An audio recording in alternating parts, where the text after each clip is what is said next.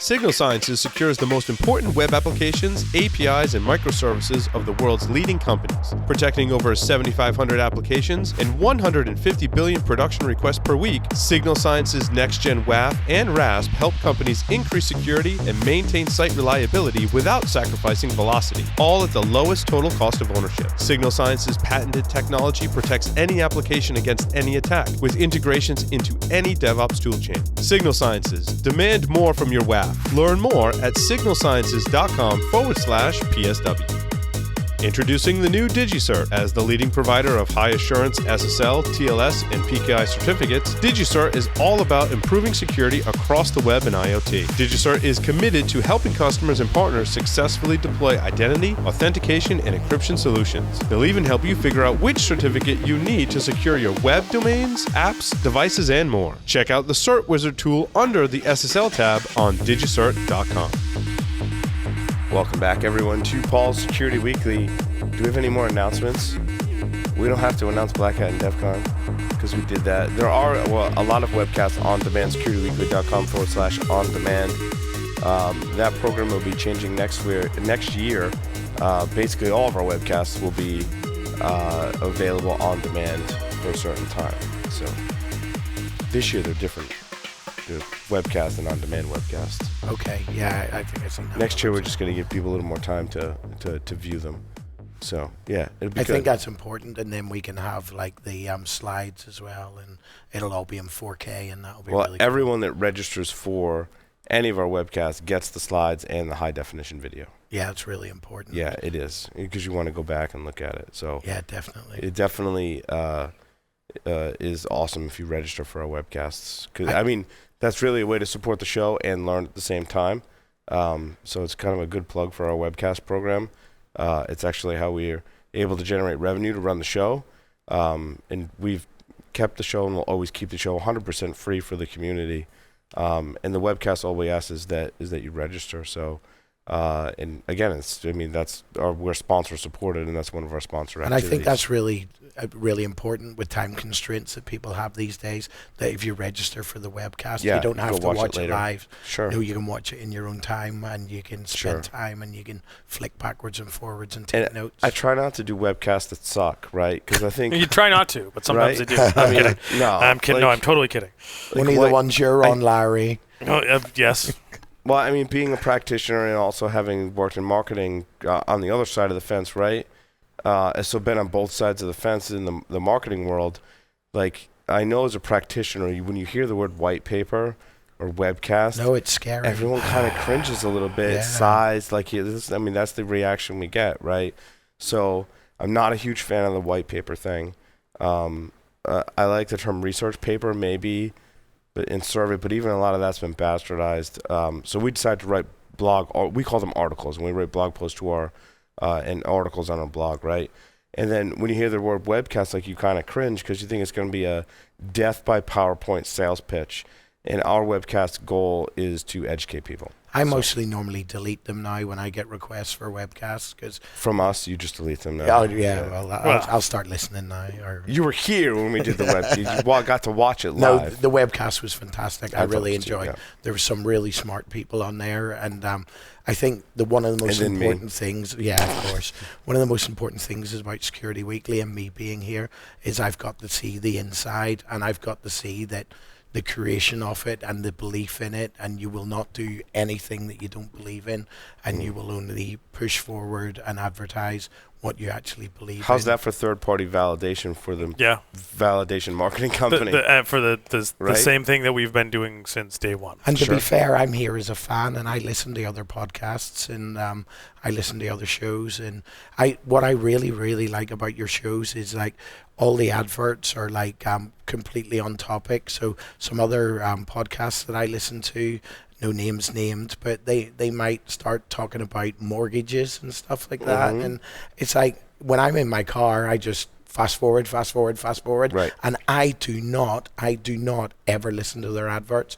But when I listen to the Security Weekly ones, hand on heart, and I would not lie, I will listen to that because I know that smart people have put that on there because that is what's happening in the industry. We ask our audience, like, who you are and what do you like, and then we go and try and find sponsors. Well, It's the same thing. If I were to listen to the show, I'd want the content not to suck, and I'd want to hear ads that were relevant to me, right? And when I was on the vendor floor talking to people for nearly 12 hours a day, that's what I said to them. I said, I think one of the most important things is if you actually bother to email in, you will get a reply, and you can be as honest as you want. And people actually turned around and said to me, what, you actually want full honesty? And I'm like, well, why wouldn't we? It's why would like, you want half honesty? Yeah. Why would you? Or why would we want no honesty at all? Or why would you want to blow smoke up the show's ass and stuff like that? It's like, just tell us exactly how you feel. It's like, if we disregard what you feel, we'll tell you why we're disregarding it. So I think that's very important. And I know that happened a bunch of times when you were doing one of the shows with the hot seat. You put the vendor in the hot seat. And sometimes we do put the vendor in the hot seat. And sometimes they have unpopular answers. And sometimes there's questions that are somewhat uncomfortable, and because we've chosen sponsors that we like to work with, it's been 100% positive. They answer even if it's an uncomfortable question, like, "Hey, why would I use your product versus a free tool?" I mean, that's a fair question. That's a very fair question. And to have that moderated in on our platform, I mean, that's what we do. And I think exactly today when we were talking to Larry and he was doing his tech segment, the questions to Larry are not sort of preloaded to Larry, and the questions to the sponsors are not preloaded to the sponsors. Yeah, that's another thing I think Aaron knows. Like, there's a fine line between not enough preparation and too much preparation, right? Yeah. And that depends on the topic and the setting and the host as well. Larry and I could sit down and just be like, yeah, you guys are going to do a podcast. We're like, oh, okay. What do you want to talk about? Security? Yeah, sure. Whatever. Yeah. Like day one, they want to talk about security. All right, what about? All right, oh. Let's just go. Yeah. Go. Hey, did you hear about that thing? Right. It is now, nice there are some segments that do require more preparation. Sure. Certainly when guests come on the show, I like to be prepared for the guests. And we're starting to be a little more selective because we have such a large network now. Not every guest is going to necessarily get like the full prep call because we just don't have the bandwidth to do it. So we'll do that electronically. I'm not saying we're not going to like not talk to the guests before they come on the show, but some guests will just have an email conversation. Josh Abraham, when he came on the show, like literally we sent like maybe 5 tweets back and forth to each other in a DM. Hey, I want to come on the show. I'm like, yeah, do it anytime. He's like, I want to talk about Metasploit and MITRE ATT&CK framework. I'm like, that's cool. You're free Thursday at 6. He's like, yeah. I'm like, okay. Done. And that was all that was needed, right? So when it goes like that, it's nice. But other guests, we do a full with sponsors who are paying for it, right? Yeah. I want to make sure I understand their product, where they're coming from, who they're trying to reach, understand about the person, what they're passionate about, and relate that back to their messaging, and make sure it's valid content for our audience. Right. That when we bring a sponsor on, it's not going to be like a sales pitch. That we're going to have a productive conversation where our audience learns. Because I'd really like to see that. I don't know if they're a sponsor or anything, but I was talking to the guys from Hacker House when I was on the vendor floor, and what they had to say to me was very interesting. And I would like to see them. I wanted to plug someone. Sorry to interrupt you. Them come on I want to plug someone too. So speaking of coming on the show, not your kind of plug, Larry. Oh, was it ThinkPenguin? Oh, it was. Yeah, thank you. It's at ThinkPenguin.com, and they have a store. Yeah, they have a store, and it's your story number 4. And my story number 4. I dragged you, Larry, over to this booth because they had a lot of Wi-Fi gear. Yep. And basically, their claim is that so the potential for NSA-free, backdoor-free computers is upon us. Is their tagline on their website. It's all open source hardware, and open source software. Everything no binary blobs, and everything that they sell on the site and we're selling at DevCon is 100% compatible with open source and open source and Linux operating systems. To the point, one of the wireless routers that we were talking to him about, that the firmware based on OpenWrt actually had binary blob packages that they stripped. They forked OpenWrt, and he made his own distribution for this. It looks like a GL-iNet, but it's a Theros chipset-based little router. Right. I bought one, and it gives you a DVD, or CD rather, or DVD with all the source code on it. And what would be a really good application for that then? You could use that as your VPN router to put a VPN between you, and that's primarily what I use them for. Okay. You could use it as an access point. You could use it as a sniffer. If it's a Theros and it's all open source and I don't know if all Sniff Theros, monitor mode. But do they all support monitor mode? Yep. Yeah, so you could do Wi-Fi. And the drivers are open source, if I remember, with the Theros too. So. Correct. Yeah, so it's all open source. Yep, so you can absolutely do Wi-Fi hacking on it. It's just a great little device. I think they were selling for $35. And you'd use that instead of like an alpha, or would you use that with? They had alpha.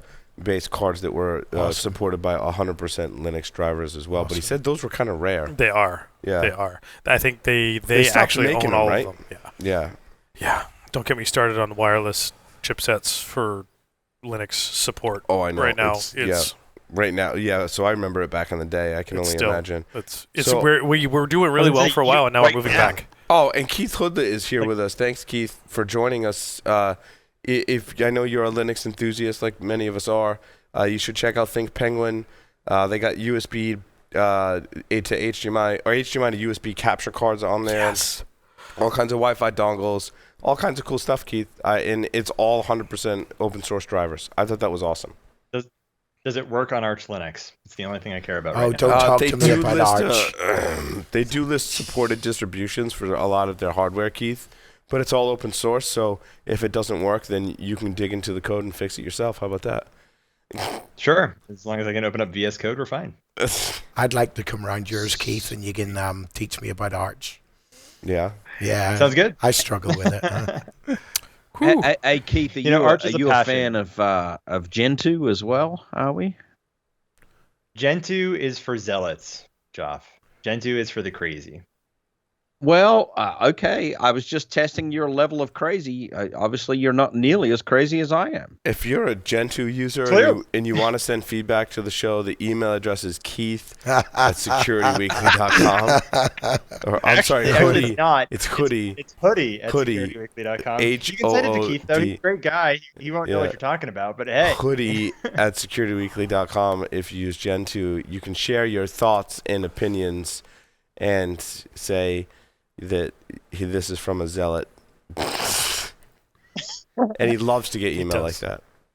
Look, I ran honestly, production DNS servers on OpenBSD for nearly a decade. But OpenBSD is not Gentoo. I'm just saying.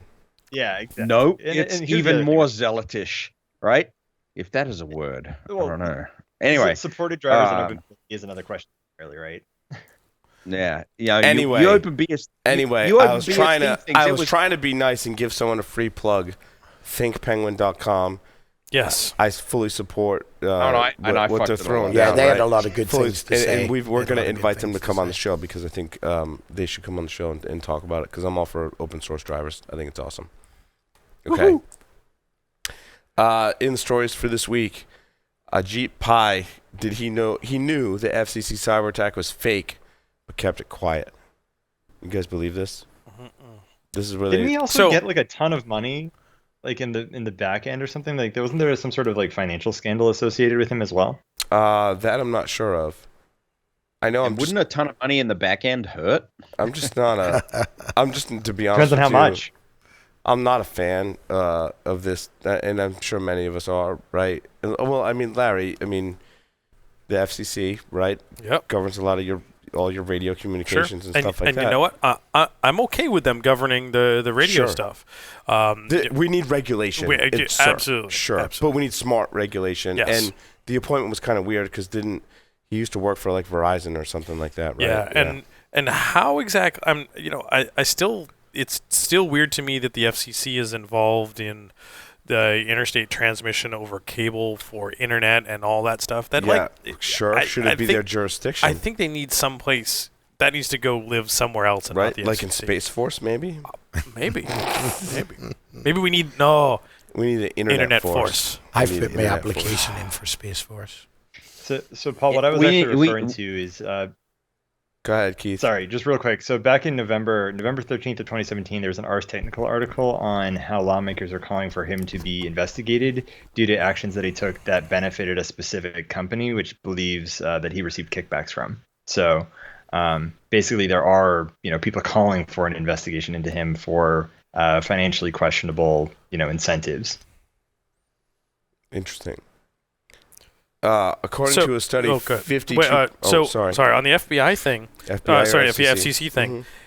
They misled everyone into believing that they had a cyber attack, which was allegedly a distributed denial of service attack. But then, what the hell actually happened? They are being accused by many, right? put out the thing for net neutrality. Yep. And said, give us public comments. And when that comment period was open, their website was down. And so they said they got hacked. But then it came up that was a lie. It's kind of like a breach in reverse. It's like a non-breach. Like normally companies come out and say, we got breached or we didn't get breached or whatever. Like this is the total opposite. Yeah, like, doesn't sound very ethical. they said, hey, we want your feedback, and then never put the feedback form up. Or just purposely messed up. Well, they're accused of purpose. I don't know exactly what happened. Okay. But then they said that we got hacked, and it sounds like that there was evidence that said, no, like you didn't get hacked. You're just incompetent. Right. Yeah. They just didn't have a content delivery network setting up, delivery of their website. So they just basically DDoS themselves by the amount of people going to the site to comment. Of course, the conspiracy theorists and all of us say they really didn't want the feedback, and so they just purposely screwed up their site and claimed they got hacked. Yep. Anyway, 52% of businesses have weak cybersecurity vulnerability assessment strategies. I'm surprised it's that low. Right? Me too. I was going to say it's way higher. I was like, well, who put this survey together? Like, who are they to say how many people have vulnerability assessment strategies and what the effectiveness is? And then I'm like, oh, it was Tenable. I like Tenable. They're okay. They've been doing it for a long time. So that's I must admit, I've used Ness many's a time on by putting in 10-minute emails. Yeah, it's good for learning.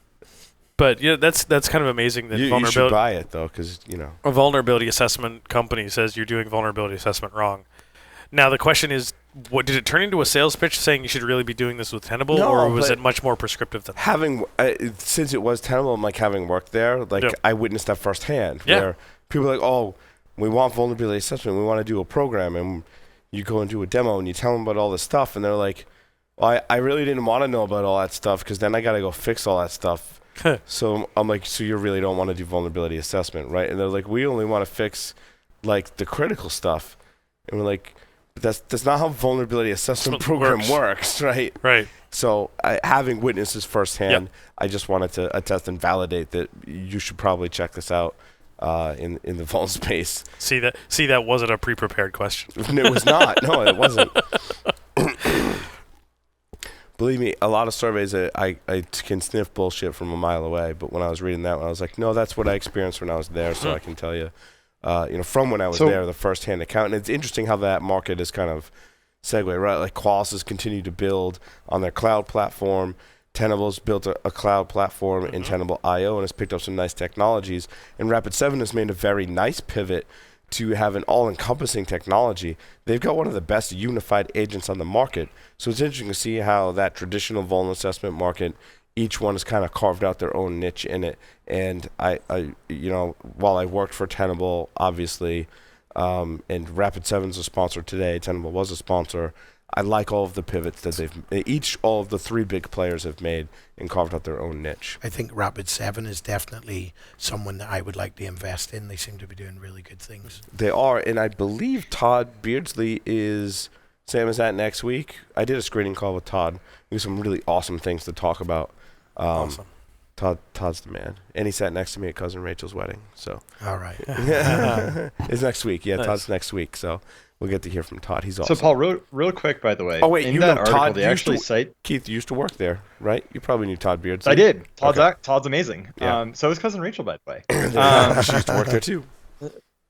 So the interesting thing about the article, and I pulled it up on my phone because my computer is being a little bit slow. And so in this case, it actually talks about that 52% of the companies, it's not that they're not doing vulnerability assessments, it's that they have a low maturity level, which is probably that they're scanning and not fixing, right? So it's not that they're not doing it, it's that they're just not doing it mature. And not scanning everything at a regular frequency, right? Like there's a couple, you pointed out one factor, right? Like not remediating, that was a big thing, Keith, but not scanning everything was probably the second thing, and then not scanning often enough. Those are the three big things that people get wrong. You can kind of tell that I work there and like worked in marketing and stuff, but those are the three big things that people get wrong in vuln assessment. How often is often enough though, Paul? Like how often do you have to be scanning often enough? Is it continuous? Is it once a week? Is it once a month? Does it matter on the size of your company? It depends. So that then segues into several different factors.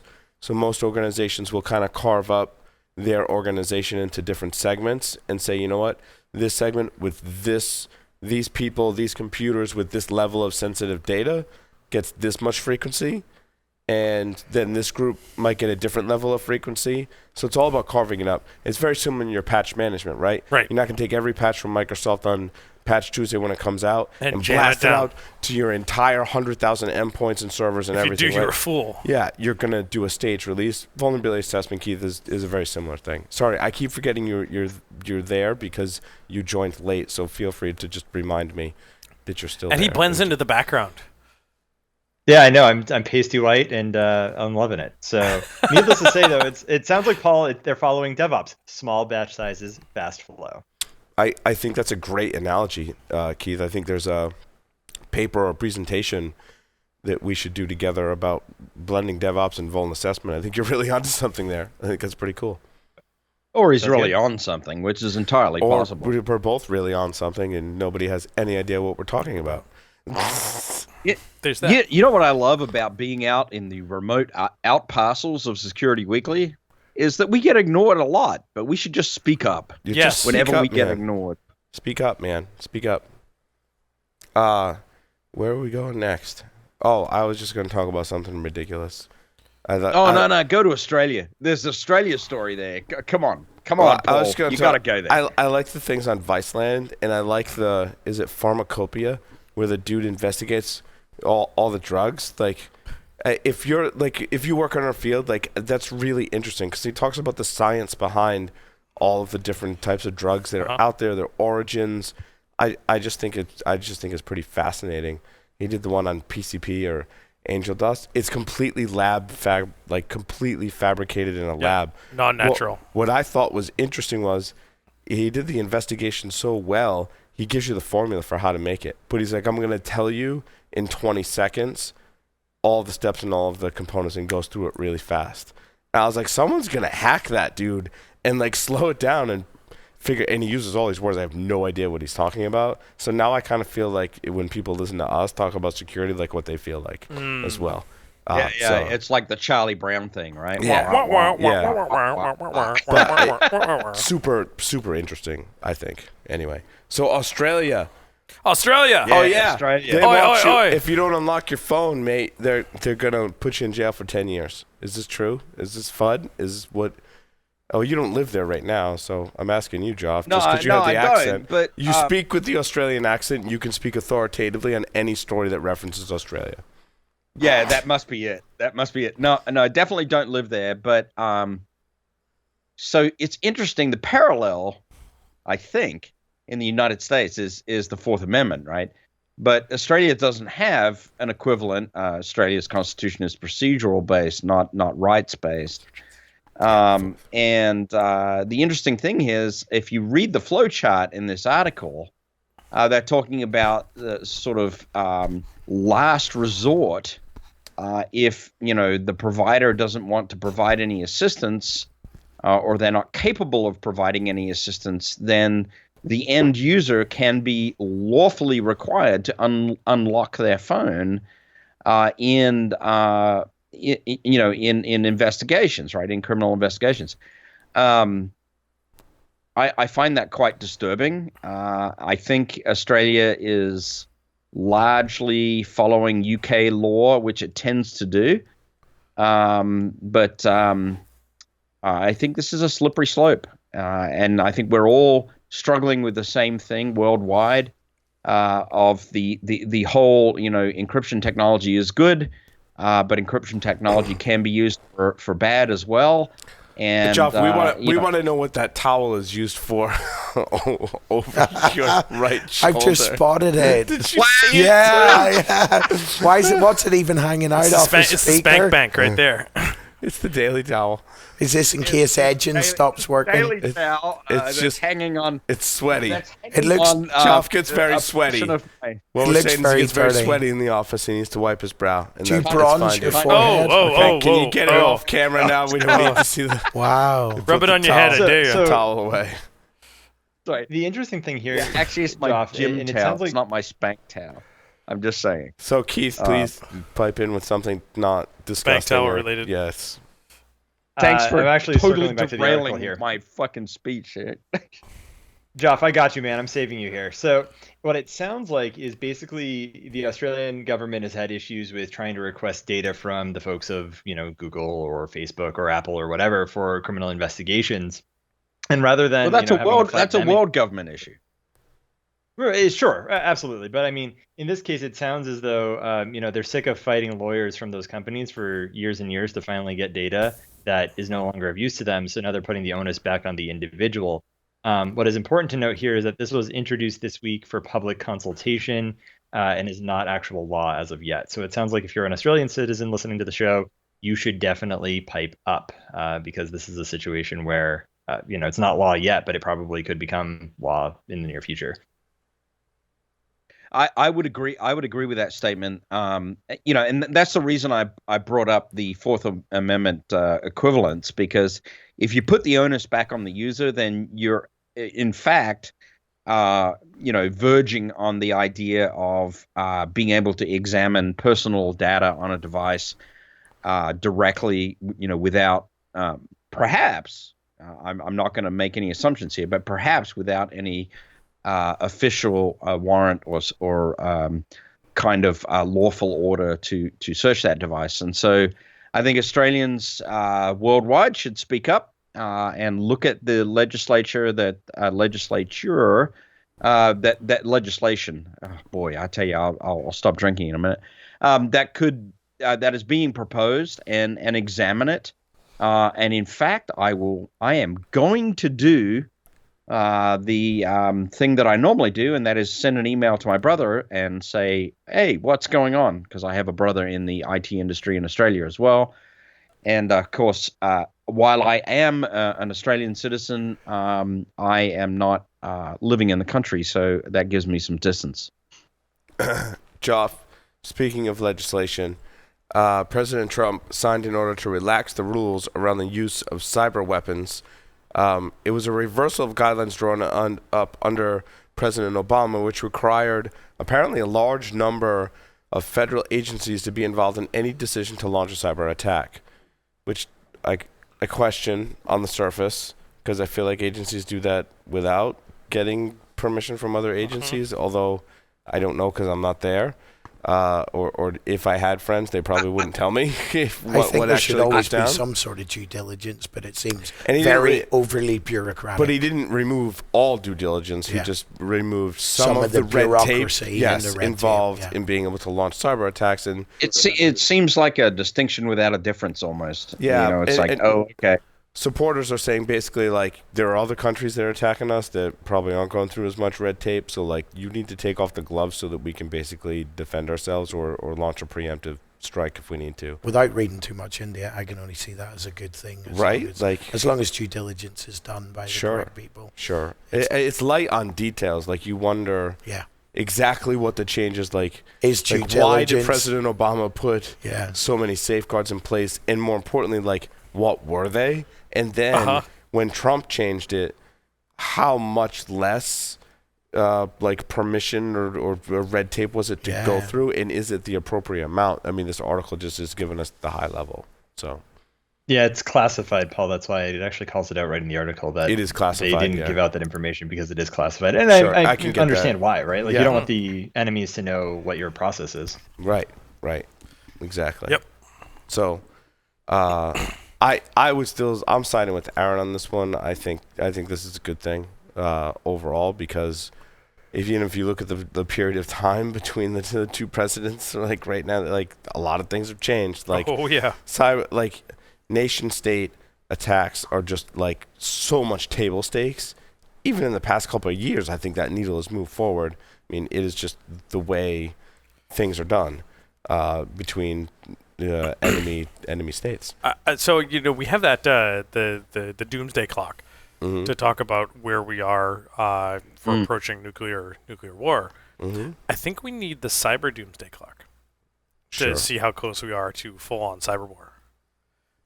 Yeah, that's a really good suggestion, Larry.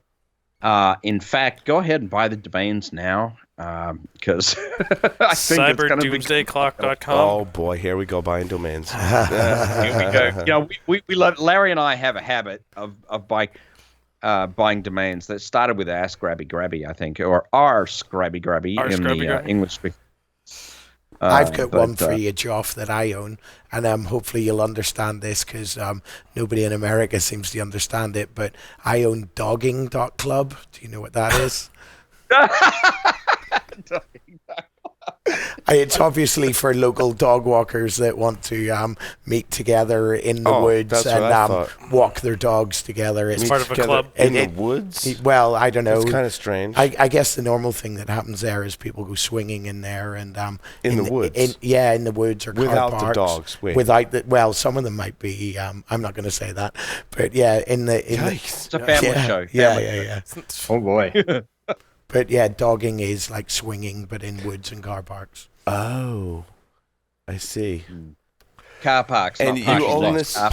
You own this. You know what? Let's move on to the next story. Yeah. Keith, what looks interesting in our stories, since you seem to be on point and not as under the influence as we are. The rest of us. I'm only on my first drink. Let's see. Adobe fixing critical issues. Surprise, surprise. Again? Does it matter? I mean, does moving Flash, along.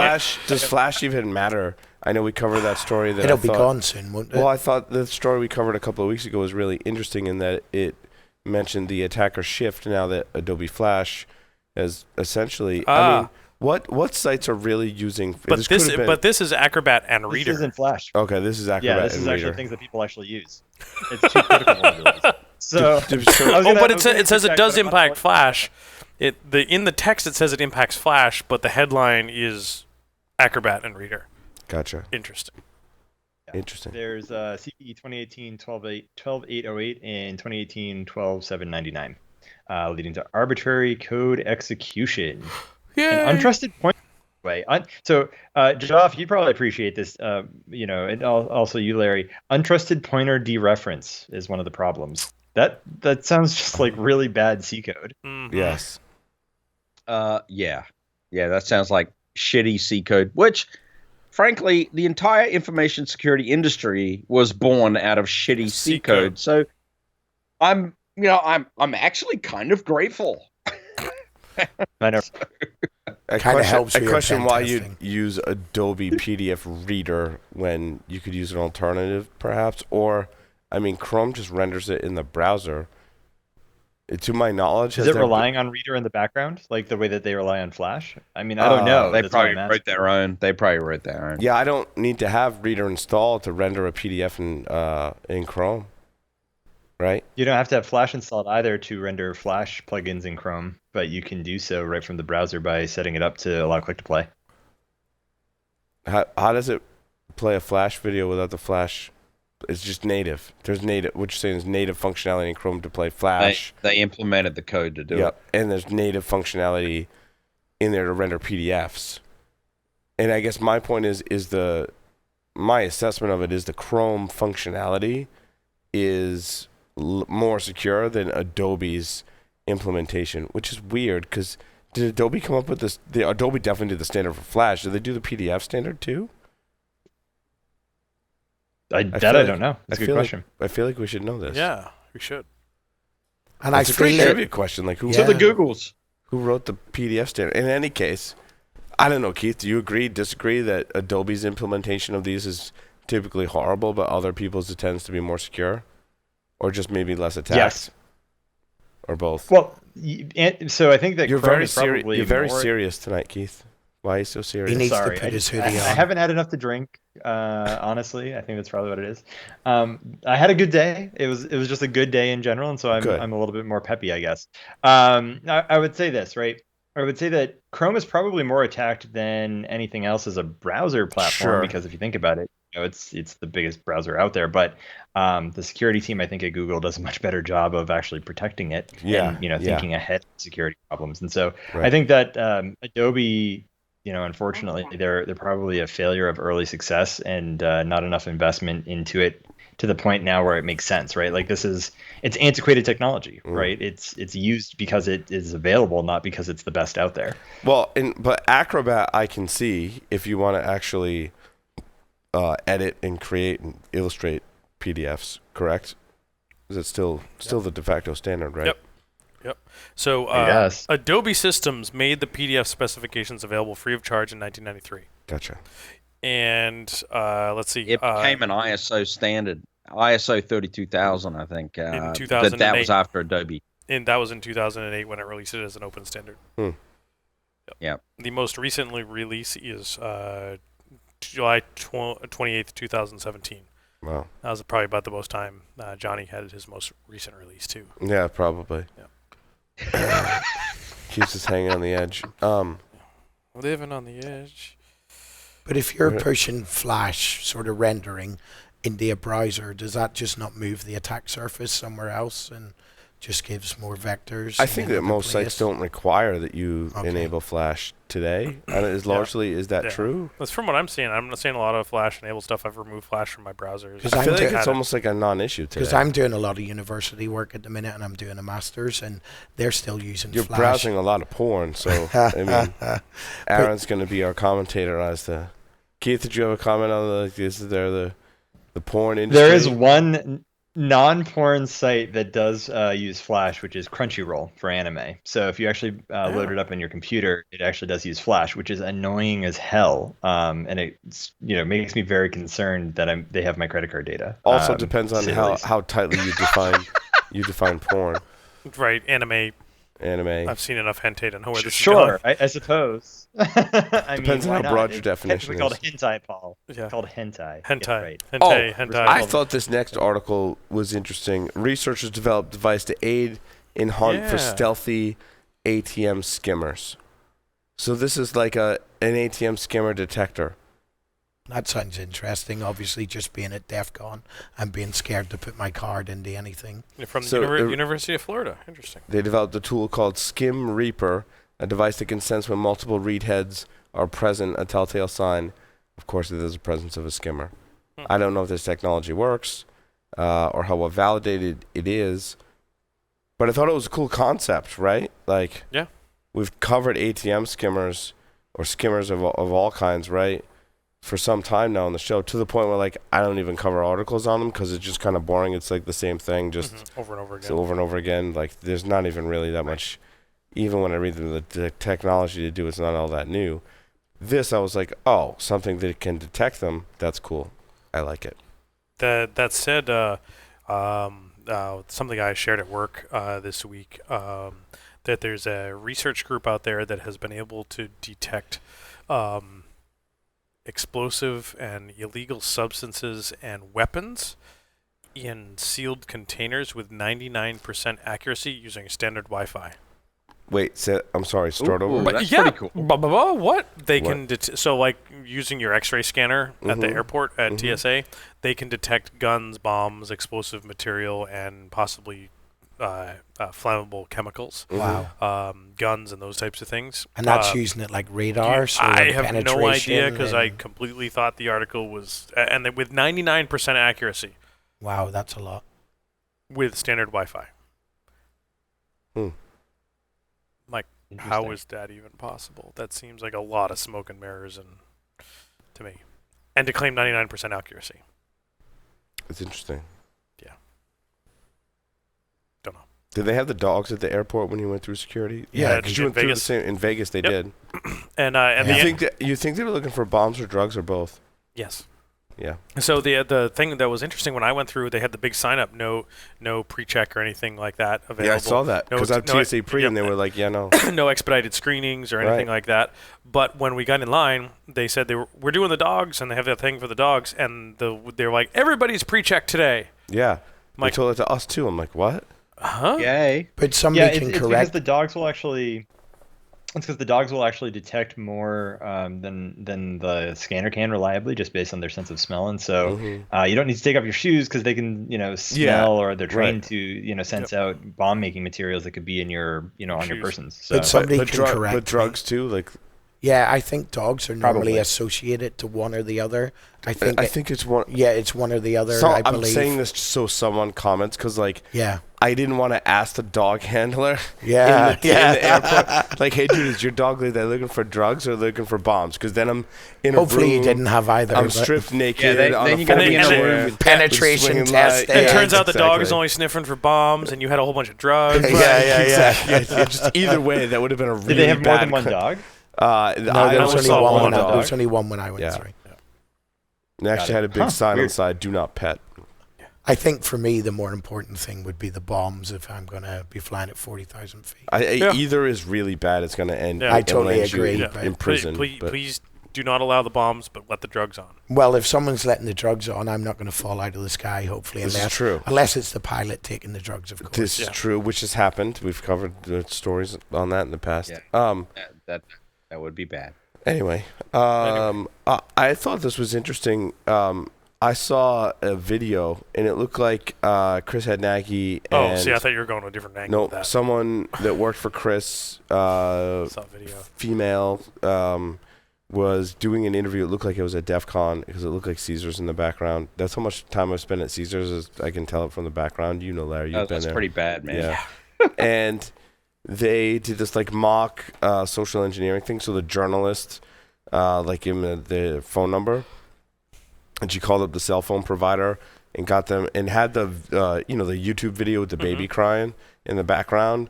It was like social engineering, the AT&T, or I don't know if it was AT&T. It was a cellular It was a cellular provider. provider. Yeah. And what did he do? He reset his PIN Yeah. and reset their password. And then by social engineering with a baby crying, and they Yeah. reckon maybe a female voice as well. Sure. And just sort of being really agitated. And Basically totally pwned this guy's yeah, it was guy's amazing. phone. It was really, really good. Which happens a lot. I mean, we've covered stories like that in the past, and this seems to be an increasing trend. The Krebs article that ran on August 18th. No, it can't. Yeah, is it? No, It's not even August 18th. I'm sorry, August 16th, 2018. The way the date is on there, I'm like, no, today is the 16th. So this article ran today. Basically, there's an entrepreneur and virtual currency investor. They're suing AT&T for $224 million, claiming the provider was negligent and failed to prevent thieves from hijacking. Like you hijack that person's cell phone number. Porting the number. Now you got their second factor on their email account. Now you can basically start pwning their lives. Like once you port someone's number over to your SIM card, like you can start hacking their life significantly because it's a second factor. they'll It's both also like run a at the same backup. Like I time. forgot my password, so text me a code to my phone and therefore let me reset. So you can start resetting people's accounts. I mean, as we all know, security professionals gaining access to someone's phone like that, it's pretty much game over. It's targeted at people like this individual who has $224 million in cryptocurrency. I don't have to break into this person's house. I just got to hack their phone, gain access to all their accounts. All their cryptocurrency is gone. Now, the interesting spin on this whole story is the person that got ripped off is suing the cellular provider. In this case, it's AT&T. Because they are negligent for allowing someone else to access his account without permission. And I hope this sets a new standard so that this kind of attack can be a lot more difficult, right? Yeah, I think that's very important. But at what cost to the user? How much inconvenience are we going to have to suffer for protection? Well, I guess we could just use our mother's maiden names. Sure, because nobody knows what that is. Yeah, how much of that information is already out there in a breach on all these people? I think this is a really dangerous attack. It has a whole attack. new emphasis of, the whole burner phone idea, right? I know a lot of us in the InfoSec community, we'll go to a big security con like DEF CON or Black Hat or something like that, and there are many of us that will get a burner phone and take the burner phone, to the InfoSec con. As their regular use phone and for that conference, and you can't blame people for doing that. I mean, some people do. I mean, some people say you're lame because you can't lock down your own stuff.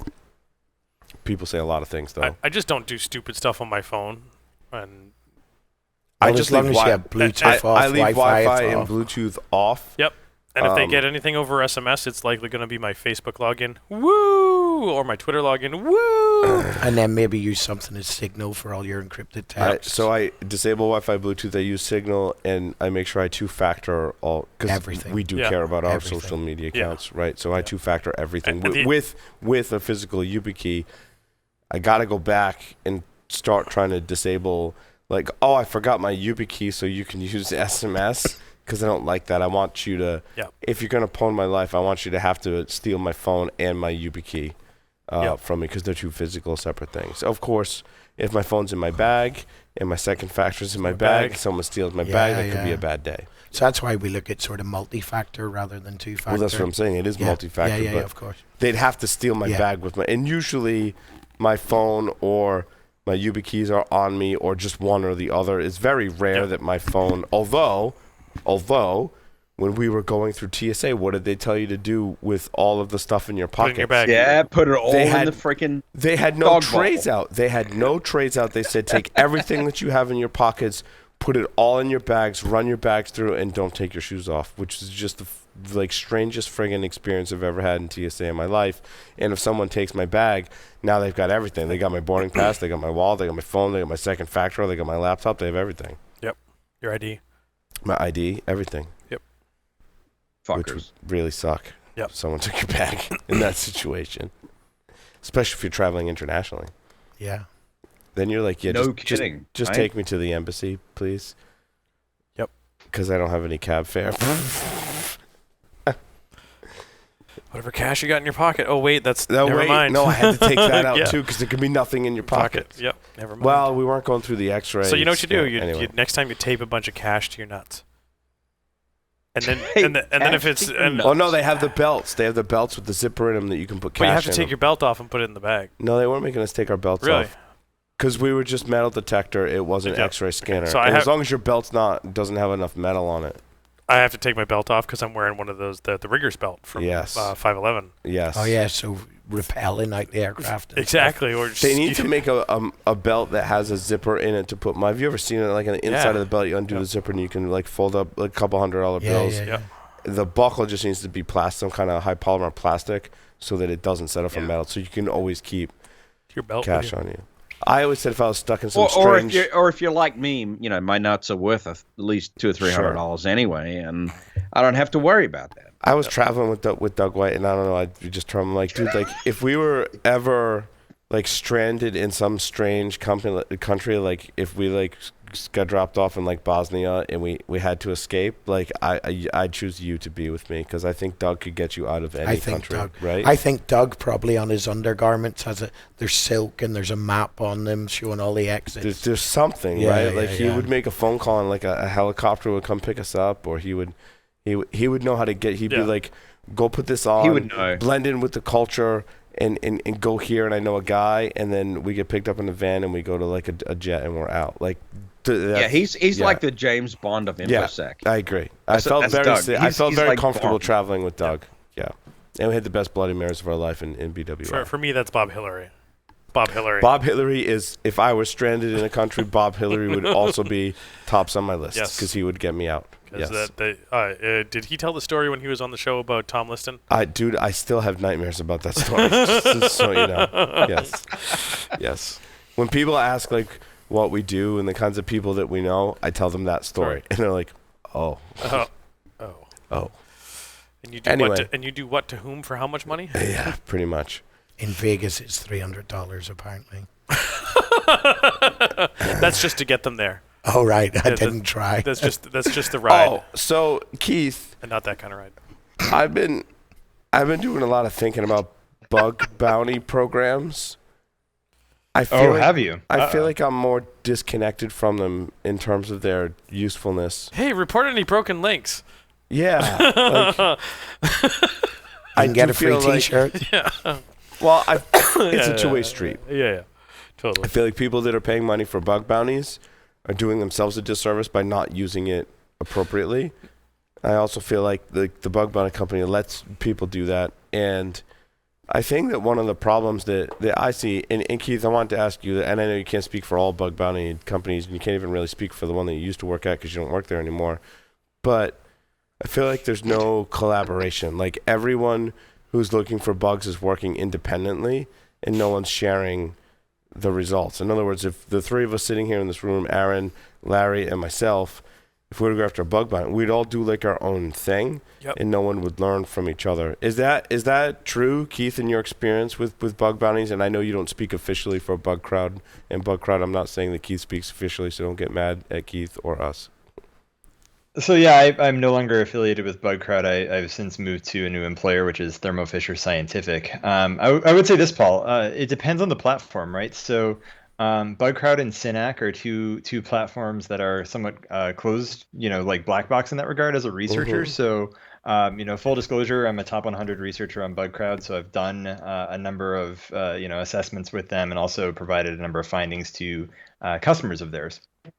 But with that being said, the NDAs and the agreements that are involved as part of that mean that I have to research independently, basically. Okay. Now, the only platform that allows for this sort of, I wouldn't say collaboration, but it allows for disclosure, which means you can share that knowledge more broadly after the bug has been fixed, is HackerOne, which is that's why in the community they get a lot of love from security researchers, because if you look at their hacktivity feed, you can actually see all of the different bugs that have been reported and been permissively disclosed, right? So after the company has fixed the bug, you can now go see what the researcher did, how they reported it, what they found.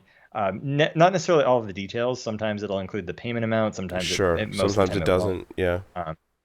But that's after it will at least give you a heads up. That's after the bug is disclosed. Can I just ask a quick question about sort of bug bounties and stuff? And I think I probably know the answer, but in the community, sort of, you're finding these bugs are 0 days and stuff like that, and you're passing them on for financial gain.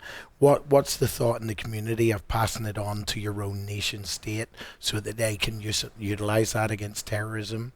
Well, I mean, any bug bounties aside, anyone can discover a bug, and if no one, I mean, even if other people know about it, if I discover a bug in something, I can disclose that to whomever I like, or sell that to whomever. I mean, that's up to me as the researcher. And I guess that depends on your own ethics and how you feel. It absolutely, it absolutely does. I think on the positive side of bug bounties, it gives folks, let's say I'm out there looking for bugs in people's software and websites, it gives me a positive outlet to say, here it is. Pay me for it. I'm done. They can go fix it. It's fine. I don't have to deal with any of the other stuff. I think it's a very positive thing that happens. My kind of issues with it of late are, how do we collaborate? And also, is it better to have a private, in some cases, is it better to have a private bug bounty program where I can allow everyone in my private bug bounty program to collaborate with each other? So now I've got the three of us, and I said, you're all vetted. Here are the means in which we communicate securely so that when we find 0 days, they're not getting leaked on the internet, which happens sometimes coincidentally enough. Like someone will send a clear text email and all of a sudden this is 0 day in it. So we decide we're going to communicate securely. And then if the private bug bounty maintainer says, okay, I'm going to give you, since it's private, I'm going to give you exclusive access to stuff. Maybe it's hardware, maybe it's software. Maybe it's a VPN into like a private thing that I've set up that's separate from my network, and here's what you folks have access to, and you can collaborate with each other.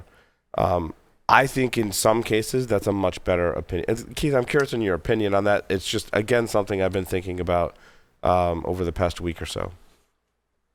So definitely a lot of programs are run privately, at least at first, and that's because most companies aren't necessarily comfortable with the idea, so they actually want to work with vetted researchers. They want to have a smaller crowd of researchers to start. Sometimes it does involve sending them hardware, right? So if it's an IoT manufacturer, or I know HP just released their printer bug bounty, which I think is, you have to buy it yourself. But yeah, that was, and that's what sparked some of my. So sorry, Keith. That's what sparked some of my thought on that was when HP released their bug bounty. I was like, well, now they're expecting all these researchers to go out and buy the printer. Sometimes the printer costs more than what the bounty pays out. So like, why would I do that? HP, I thought, was better off having a private bug bounty, putting a bunch of printers in a lab and giving researchers access to it. That's not to say that they didn't. Sure. And Sure. I can't confirm or deny that they did. I don't know. Mhm. But to that extent as well, it is a situation where, a good example is Netgear, for example. Netgear Yes. runs a public bug bounty program on their Arlo, which is now, I think, technically a separate company, Yes. as well as a lot of their Nighthawk routers that are used for gaming. And so those are a situation where they expect the researcher to buy it themselves, but Or I imagine, analyze the firmware. I mean, in HP's case too, to be fair to them, you can also analyze the firmware to discover vulnerabilities, and you can emulate that firmware. There's a lot more work that goes into emulating firmware. I've had various failures and success, mostly failure in emulating firmware. Yep. However, there are companies that do a much better job at it, and they spent a significant amount of more time. What is the Baltimore company, Larry, that guy worked for back in the day? We had them on the show, TN Labs, TN something. They did a lot of embedded device research. They did a lot with emulation of firmware. TNS? Tactical Network Solutions? Yes, Tactical Network Solutions, thank you. So Keith, sure you can emulate the firmware, but sometimes having access to the physical hardware, especially when we talk about the case of a printer, like if I got to print a document and my attack is I'm going to imprint something on that document or I'm going to run a print job through it, I got to be able to test on an actual printer. Netgear and other IoT devices like Arlo might be the same thing. Sure, I can analyze the firmware, but how do I know I can really grab the video until I've actually tested it? And so that actually, that brings up a good point, which is this. Most companies, I would say, anytime they run a public bug bounty program is because they've already run one privately, right? So I would imagine that in a lot of these cases, they are shipping some representative sample of devices, no matter the company, HP or otherwise, to their researchers or the selected researcher group for just that reason, right? So I would say that in my experience, companies almost universally, if they're just starting out with a bug bounty program of any kind, they start as a private program of some kind, right? That's just been my experience, and I imagine that's probably true for most companies. I don't know any company in the world that would want to go public first, except maybe Microsoft, because they did it before bug bounty industry really existed. Sure. Google and Facebook are kind of similar in the way that they've gone about it, but they're also really big technology companies, and they've invested a lot in their security teams, right? Most of these other companies aren't known for their security. They're known for whatever product they make, and so their security investment, their development lifecycle is probably not great. Arguably, Microsoft had one of the first bounty programs ever in late 90s, early 2000s. I mean, they invited security researchers to Microsoft to help them uncover bugs in their operating system. Some of the more elite security researchers at the time actually came to Microsoft and asked them, and Microsoft asked them to do that. So in a way, Microsoft pioneered that, and it's kind of exploded into its own little mini industry. Well, I think Keith hit on an important point too, and that is that companies that are getting involved with bug bounty programs already have a relatively mature, or should already have a relatively mature, mature. There we go. Process in place, and that might be their own internal bug program. That might be a sequence of pen tests, or some combination of both. But they're not going to just put themselves out there and give themselves a lot of exposure. They're going to do it in a controlled fashion. Yeah, it is by no means a panacea, right? Like, you cannot substitute good secure development lifecycle and good internal security practices with a bug bounty program, right? It's a nice checkbox to have, but it is on the upper levels of the maturity curve when it comes to doing it right. So all the low-hanging fruit's already gone, and then we can move on. All the low fruit. Well, so allegedly. The article from Threat Post here is that Google expands the bug bounty program to battle abuse methods. The program focuses on potential abuse methods across Google's product-specific channels like Google+, YouTube, Gmail, and Blogger. Blogger's still a thing? I'm sorry, that's what I gleaned from that whole thing. Was like people still use Blogger. I don't read any blogs. No, Blogger's their blogging platform. Yeah. Apparently. So this is actually like content violations, spam emails, malware links, etc. Right. So this is bad behavior bug bounty, not just vulnerability bug bounty. Right. That's kind of an interesting usage of a bug bounty, actually. I mean, it's kind of like crowdsourcing your enforcement of your TOS policies, right? Terms of service and things like that, right? And EULA and all that other good stuff. The interesting thing is, I mean, they're also paying bug bounties, as we talked about on Application Security Weekly, for people that were fixing open source bugs, right. In major projects. So, that's totally a positive thing. I'm behind that 100%, Keith. So, Blogger is still a thing. Blogger.com is still a thing. And I just went there, and something terrifying happened, and I will share it with you off the show. Okay. Now I can't wait. Do we need to buy back a domain name again or something? Nope. Okay. Terrifying right now. I had something else on this. Oh, it's kind of like YouTube in that there's like the YouTube community police. Do they still do this? Like there's people who are, it's kind of like a bug bounty, right? There are people in the YouTube community that are vetted. If they flag your video as inappropriate, it has a higher ranking. It's kind of like the way the voting system works with the delegate, right? What do they call it? Electoral college. Electoral college, right? Like if these people in the YouTube community say your video is violating the terms of service, then that carries much more weight and your video will get banned, which has been abused. I think there was a story where that was abused, but it also kind of is interesting in that seemingly random people, who we may deem as random people, who YouTube may deem as their trusted advisors, anyway, can take your channel down. I'm not saying that's necessarily what happened to us back in the day, but sometimes I think that it could be. Because our channel was taken down. There was a period in time where I was fighting with both Facebook and YouTube to reinstate our channels and pages, and now that I'm talking about it, I again want to thank those listeners of the show that work on the Facebook and Google security teams that recognized us and helped us. So thank you so much. If we're ever at a conference, I'll definitely buy you a beer or 12.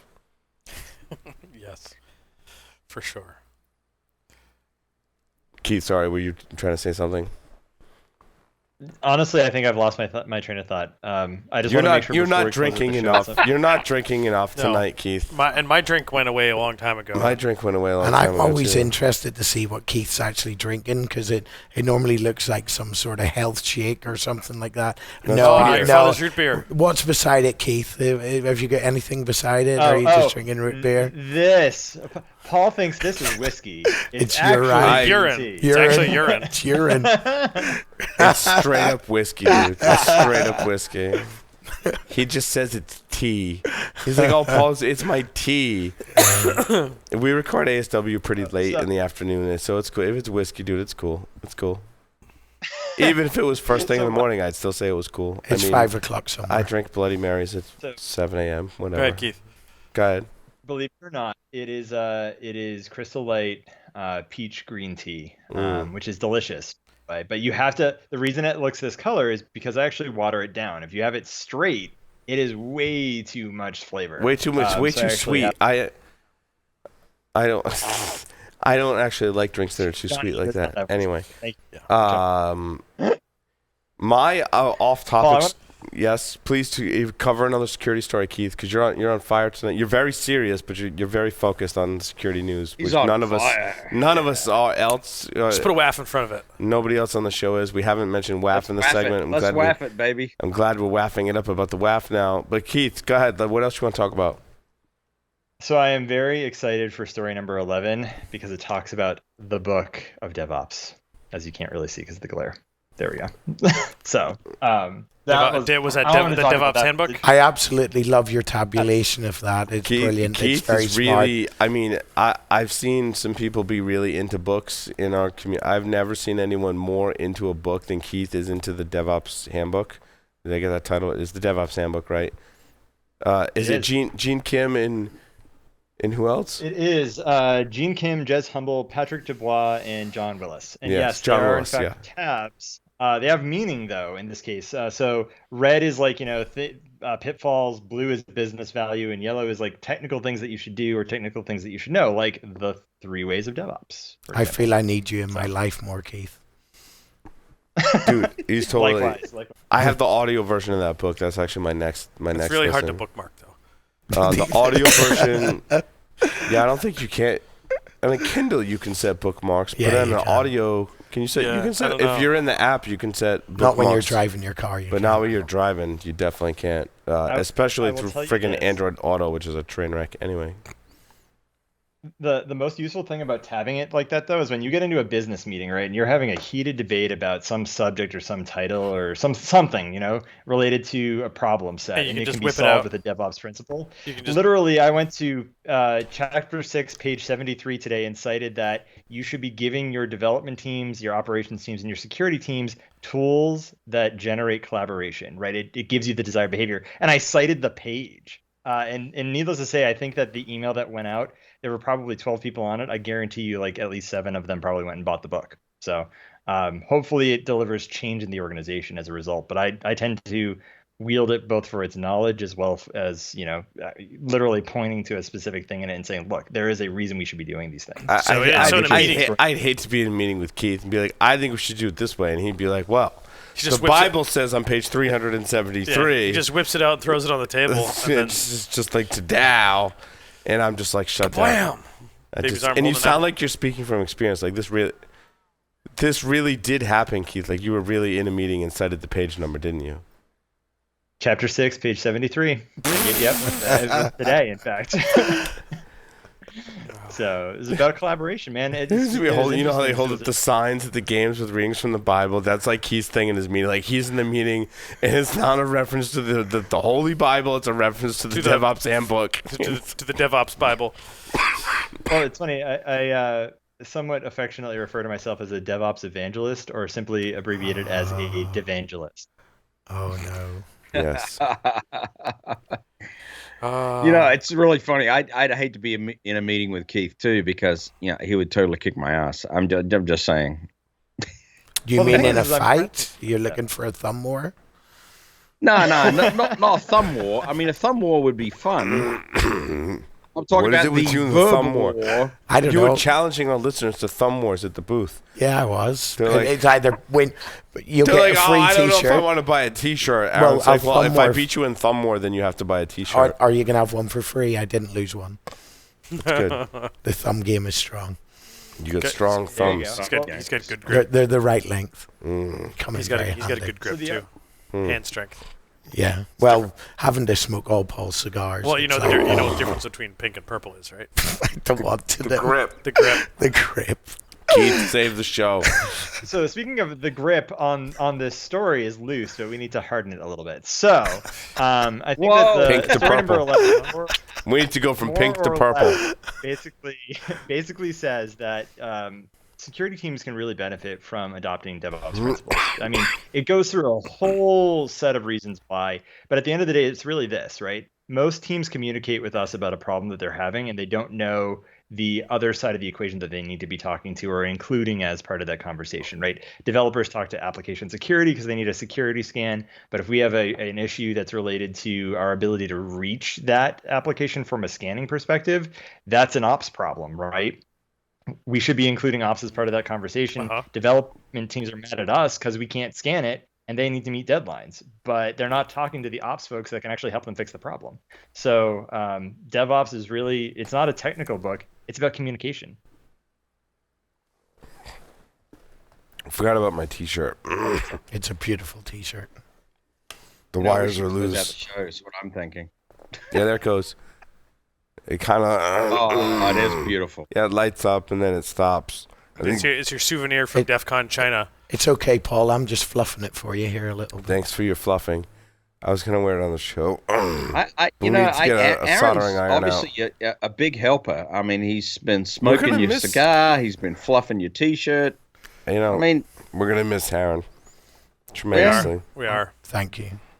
I'm very humbled. It's not going to be the same without you, Aaron. I'll have to come back. Yes. See how long it took me to answer that. Permanently, you got to come back. That's what I'm saying. Yeah, well, I can come and live with Mark. Wait until after the current administration. Just, give it a few years. I was going to say you might you got only to be able to stay for a little while. You might get kicked out. Yeah, that's pretty scary. I'll come for a week and get thrown back. It's like I We guess talked about how like we have a small team and it's hard for us to do the paperwork for like a work visa to come work for Security Weekly, but Sam might make an exception for you. I'm not sure. You'd have to ask Sam. I'm pretty sure she would. Sam She's big. is that See? workable? Told you. We just got a confirmation in her ear. That was very nice. Yes. It's not the only place you got a confirmation. Well, yeah, I was confirmed. More importantly, about Paul getting ordained, so he can move into that sort of sphere. That would be very interesting. So there were some listeners that is it a master of ceremonies at the wedding? Does like a non-religious ceremony where you can marry people? You're a minister. Still a minister. The minister, right? Yeah. Or justice of the peace. Minister or of the minister, peace. depending.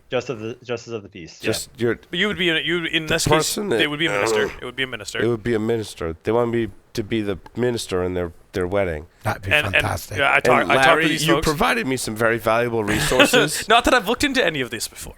and so that might be a service that we add that I can help you with the vows. Yeah. And, For these particular two folks, I think it would be awesome if they were to come on the show. and have their wedding on the show. Or what about to give them some time? We could do it at the pool cabana at DEF CON. I'm not sure they can wait a year. They seemed like they were Oh, really right. in love. Okay, And okay. I'm totally Look, supportive of it. We've got to have a Security Weekly wedding. Oh my God! Right. And you and I could co-minister. There's a sweeper from back in the day when I was getting married. Yes. Because we actually did the show before I was married. Hi, honey. Will you sign my PGP keys? We sign each other's PCP, and now I pronounce you a twisted pair. Yeah, right? wrap some Cat 5 around Cat your 5 sort of around like tying a love some, knot. Like really like nerdy. That'd be beautiful. Like nerdy vows. May there never be a waff in between. There's a lot of places. Well, maybe a next generation WAF. That's right. Can we handle next generation WAFs? And Paul, there was will one. you accept my RSA signature? I mean, this is something great. Yep. There's another one too. It's the Church of the Subgenius. But of the two, I think those are two much better options than. Was it the Flying Spaghetti Monster? Yeah. So you could be a Pastafarian minister. Pastafarian was the first one. And that was that's like Rastafarian but different. Yeah, but Pastafarian because of the Church of the Flying Spaghetti Monster is spaghetti with a meatball. Yeah. So it's spaghetti Pastafarian. Oh. Okay. I'll tell you the Pastafarian story after the show. It's hilarious. The other one was the Universal Life Church. The Universal Life Church is you fill out your name and stuff on a form on a webpage. And you get and they send you a certificate. Yeah. Or you could just print it from the webpage. Oh, you can just print it right from the webpage. Totally free. Totally free. Because they said like John McAfee was a minister. Yeah. They had like all these celebrities that were because they went to the page, puts the name in, and boom, you're done. Here's your certificate. Print it right from here. That's easy. The Pastafarian minister is $25 for the printed certificate and $40 for a wallet card. I saw that. I did. Is it RFI? Does it block RFI? Probably not. That's a shame. And for about $40, you can also become a citizen of Sealand. Of what? Sealand. Is that a place? It is. It's a former military installation off the coast of the UK, about a mile out, which is in, quote, international waters, which they've declared their own sovereignty in about 1976, after it was abandoned by the British military. It's two pylons in the middle of the sea with a platform on it. What? And this guy actually went out there and basically, eminent domain, owns the place now and declared independence. Wait, he lives there?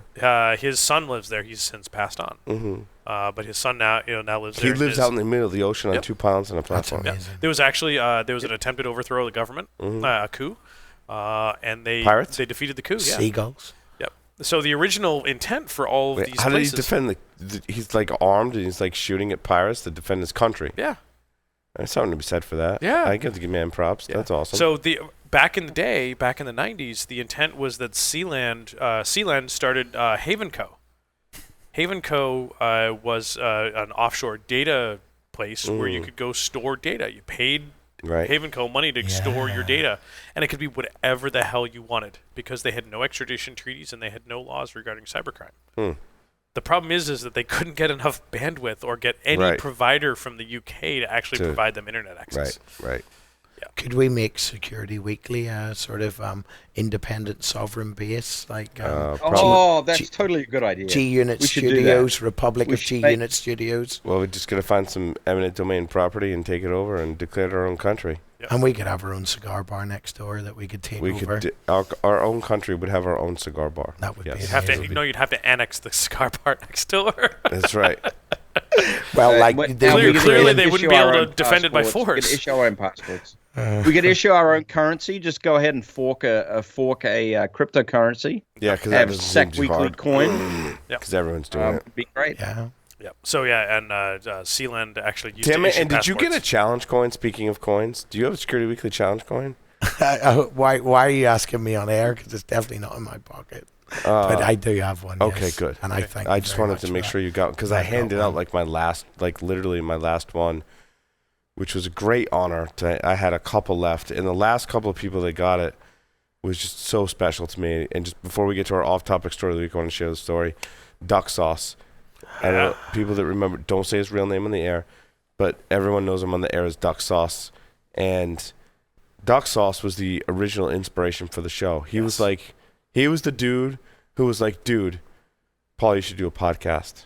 And I was like, yes, we should do a podcast. And did the research. And I'm like, Larry, we should do a podcast together. We were going to the conference in New Orleans 2005. that got diverted to Los Angeles. Yes. Because we were talking through the local security group Which where you're doing the I presentations think we should go back to. If that restaurant's still there, like I would love to go back there. It's a restaurant that moves at the top of the hotel, like in a circle and stuff like that. We were on the part that wasn't moving. Right next to the but bar. we should go, if it's still there, we should go back to the spot where we started it all for like our 20th anniversary or something. And then we had drinks there, we finished it, and then we went to the rotating bar. And Core Security and Mike Yaffe and Alex Horn paid for drinks. Yep, and they were our first sponsor. And then we went next door. We went actually to the rotating part of the bar. Yes. And sat down next to Sunshine. Yes. And she overheard us talking about, oh my God, we had a great podcast. I'm like, you guys do a podcast? We're like experts at it now. My boss, Mark, my boss loves podcasts. Can he come on your podcast? It's about security? Yeah. Episode 2, Marty Rash. Episode 2. That's pretty spectacular. And Jennifer was supposed to come to our pool command to do an interview. She had, unfortunately, some other business she had to attend to, but we're going to work to get her back on the show. She's working to get women in technology and security. Oh, yeah. And wanted to come and talk about that. Yes. And largely because, well, first of all, she's awesome.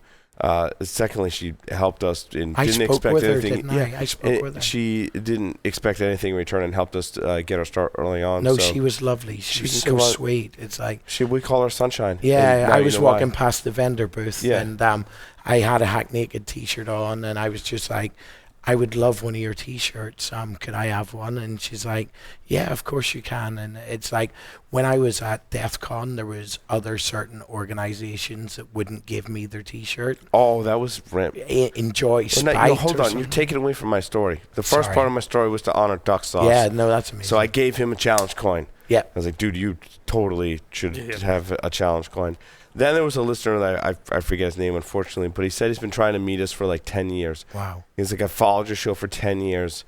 I've tried to meet you and just like hasn't happened, and talked about all the episodes in the past and how he's a faithful listener, and he got like one of the last numbered that's challenge coins. So I'm like, really dude, you've been trying to, like, you just expressed you're trying to meet us for 10 years. Like, that's cool, faithful listener of the show.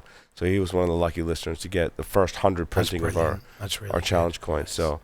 And I think what was really important to just talk to our listeners was awesome, and to meet them in the restaurants. And stuff like and then see people like Jennifer and Duck Sauce that helped us get where we are. I hold those people in very high regard. So and I think I'm a great advocate of that, because I've been listening for a couple of years now, and just for me to write in and then speak to yourself and then actually be here and be able to hang out. And we're not going to do that for everyone, just in case you're wondering. The 5-week thing, maybe not for everyone. You want to come to the show and hang out. We tested it and it worked. So if you do want to come hang out, like, we didn't all die, so that's good. I've got 1 day left. I mean, I got a lot of cigars to replenish after Aaron came here. A lot of whiskey. Totally fine in whiskey. I mean, and Aaron, didn't charge us other than in cigars and booze, so that's totally cool.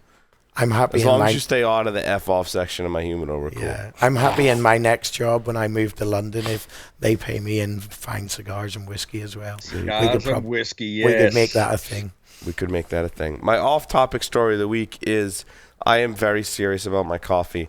I don't know about you, I don't know about you. I don't know about Joff or Keith. It was a very interesting. So I'm very serious about coffee. Serious about my coffee. I had a private karate lesson with the karate instructor today, and we were talking about that.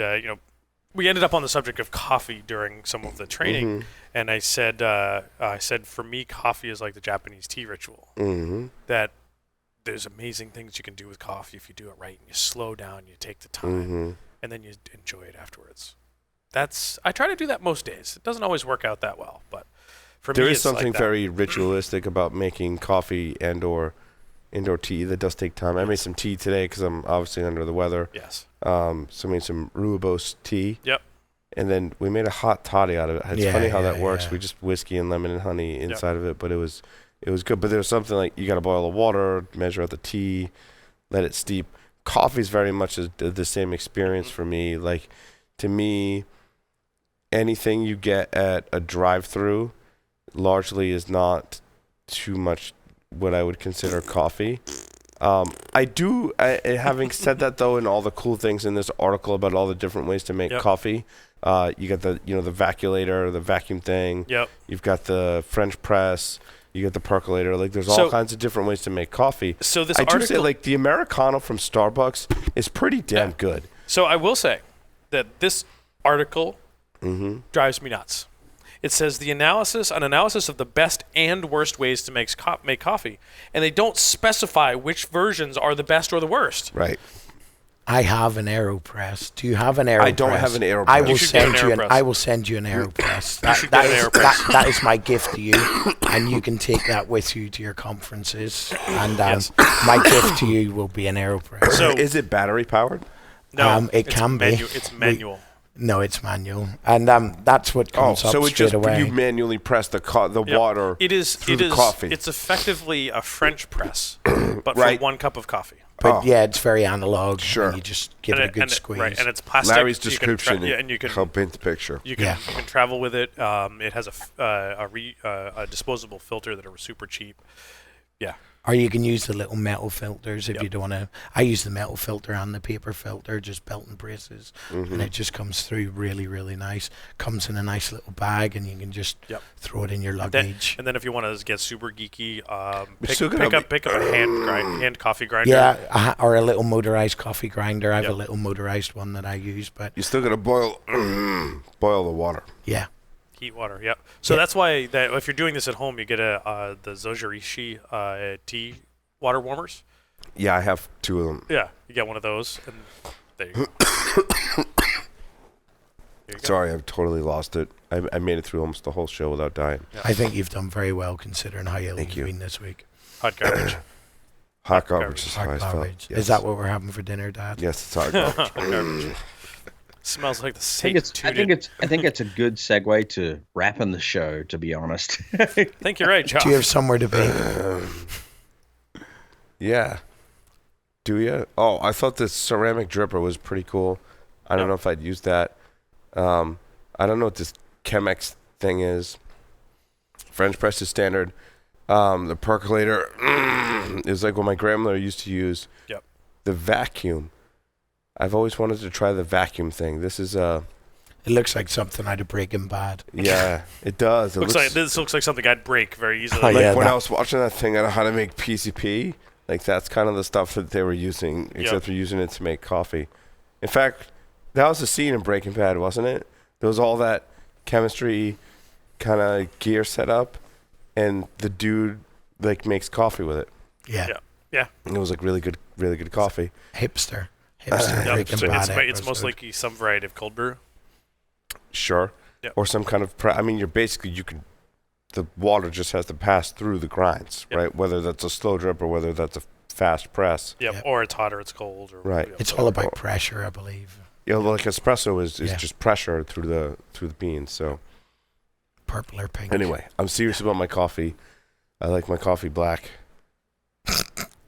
I think we should stop there. Right I think we should stop there. Hey, I like my coffee the same way. I like my coffee rich, though. You like your coffee black, but a little sweet. No, I like it black and rich. Yes.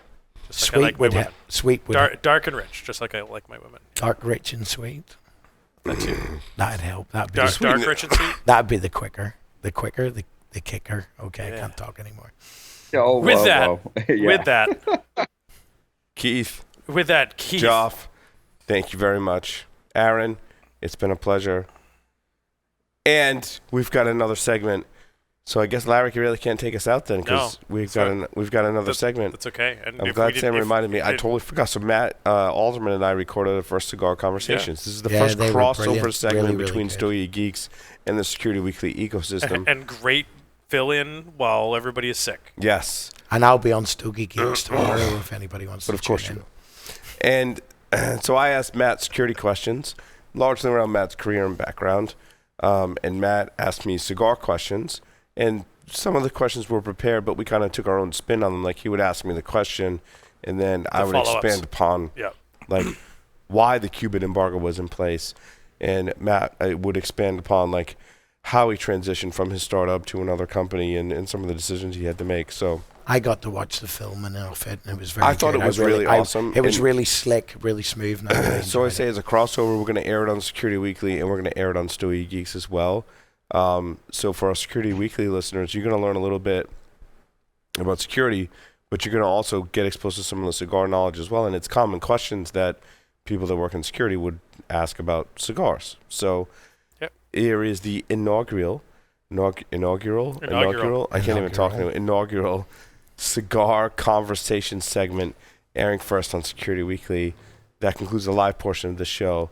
Thank you, everyone.